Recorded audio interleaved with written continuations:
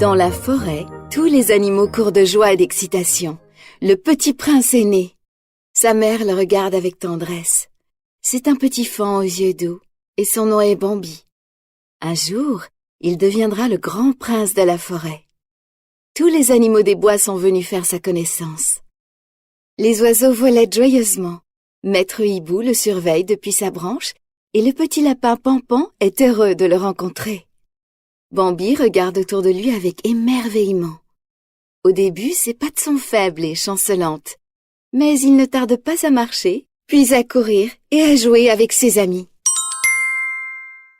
Les arbres, le soleil, tout est nouveau pour Bambi. Il doit aussi apprendre à parler, un mot à la fois. Pour cela, il peut compter sur l'aide de Pampan. Le premier mot qu'il apprend est moineau, puis papillon, et ensuite fleur. Quand il voit une jeune moufette, il l'appelle Fleur. La moufette est ravie de son nouveau nom. Bambi et Fleur deviennent inséparables. Mais la tempête est également quelque chose de nouveau pour Bambi. Même si le tonnerre lui fait peur, le bruit de la pluie ressemble à une berceuse. Bambi s'endort, blotti contre sa mère. Il est l'heure de se réveiller. Il y a tant de choses à voir. La mère de Bambi l'emmène gambader dans une prairie. C'est drôle, mais il faut faire attention. On peut facilement se cacher derrière les arbres de la forêt, mais dans une prairie, le danger peut arriver à tout moment. Voilà pourquoi sa mère reste sur ses gardes. Pendant que Bambi découvre son reflet dans une mare d'eau, une petite biche s'approche. Elle s'appelle Féline et elle a des yeux magnifiques. Bambi surmonte sa timidité et joue avec elle, mais tombe dans la mare. Féline lui lèche la joue, se chatouille. La vie de Bambi continue ainsi, insouciante. Il est protégé par sa mère et surveillé par le grand prince de la forêt, son père, un cerf majestueux. Mais un jour d'hiver, alors qu'il tente de trouver de l'herbe sous la neige, sa mère lève la tête apeurée. « Bambi, vite, les fourrés !» lui ordonne-t-elle. Bambi court et court aussi vite qu'il peut. Il entend un coup de feu derrière lui. Dans le fourré, Bambi se retourne. Il appelle plus fort, mais pas de réponse. Une fière silhouette apparaît entre les flocons. C'est le grand prince de la forêt qui lui annonce une terrible nouvelle. « Ta mère ne pourra plus jamais être près de toi, » dit-il à Bambi. La neige tombe en silence et Bambi baisse la tête. Quand il la relève, ses yeux sont pleins de larmes. Mais il sait que son père sera toujours là pour le protéger. Les jours et les nuits défilent, et l'hiver se termine enfin. La nature se réveille, et même Fleur, qui adore dormir, sort de sa longue sieste en bâillant. Mais que se passe-t-il du côté des oiseaux? Ils virevoltent dans les airs et se pourchassent les uns les autres. « Décidément, les jeunes sont bien innocents, » s'amuse Maître Hibou.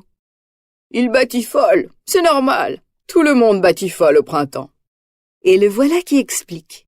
Vous vous baladez l'air dégagé, plongé dans vos pensées. Vous ne regardez ni à gauche ni à droite.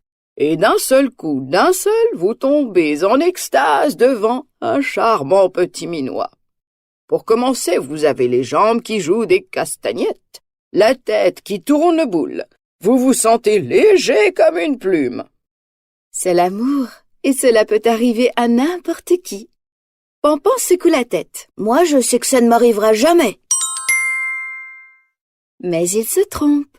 Cela arrive à Fleur, cela arrive à Pampan, et maintenant qu'il est un jeune cerf, c'est au tour de Bambi de tomber amoureux.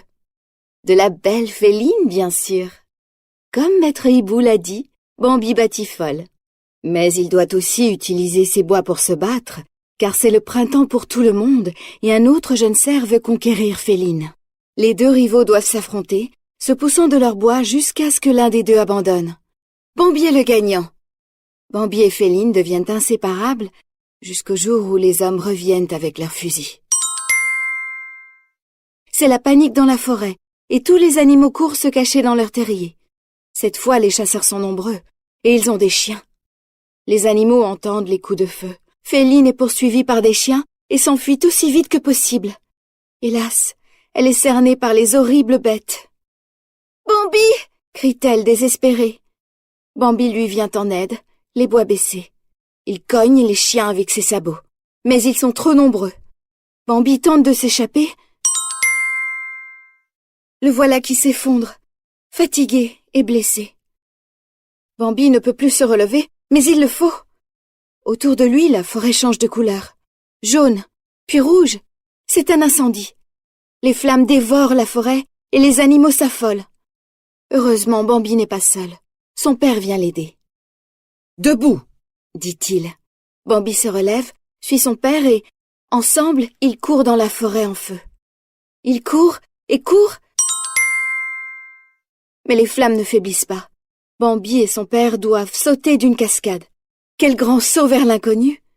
Les animaux des bois se regroupent autour de l'eau, seul endroit où ils seront en sécurité. Ils regardent avec tristesse la forêt se consumer. Féline est avec eux et regarde l'eau. Elle voit Bambi et son père sortir doucement de la rivière. Le temps guérit les blessures. Des fleurs sortent des cendres et les feuilles recommencent à pousser sur les arbres. La nature a toujours le dernier mot. Cette fois, la surprise est double. « Réveille-toi !» claironne Pampan, courant près de l'arbre où Maître Hibou est endormi. « C'est arrivé dans les fourrés !» Quoi? Pourquoi Pampan et ses enfants, ainsi que Fleur et son petit, courent dans la même direction? Parce qu'un nouveau petit prince est né. En fait, il y en a deux. J'en ai vu des jumeaux, mais ces deux chenapans-là font vraiment la paire, dit Maître Hibou. Notre jeune prince peut être fier de sa progéniture. C'est le cas. Bambi est devenu adulte. Il est heureux et fier de ses enfants et de Féline. Ils ont tant de choses à découvrir. Tant d'aventures les attendent dans la grande forêt, le foyer de tous les animaux.